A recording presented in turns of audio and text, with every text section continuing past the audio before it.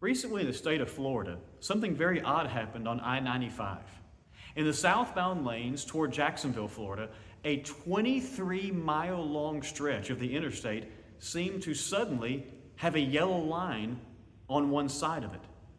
The line would be straight for a time and then would start to weave in and out of lanes.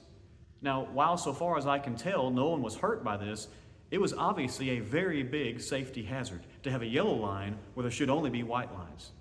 But here's what I find interesting and did when I came across this story. Immediately after that line was seen and began to be reported, both citizens and police began to ask and investigate who put it there. Obviously, if this was intentional, it's illegal. But there was just an assumption that someone put this 23-mile-long stripe of paint on the pavement. Now here's my question. Why would that be assumed? How did they know that this yellow line didn't just appear? How do they know that random chance didn't put this sometimes straight, sometimes curvy line on Interstate 95?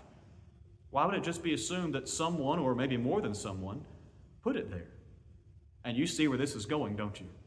If we can safely assume that someone had to put 23 miles worth of paint on an interstate, how can people continue to believe that everything we see and can't see in the entire universe, from planets and stars to cells and molecules, just appeared, basically out of nowhere?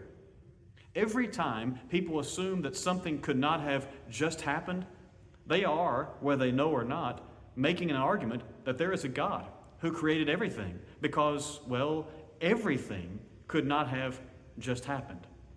And so today and every day, let's keep our central focus on seeking and honoring the one we know made all things, and that we're told the builder of all things is God.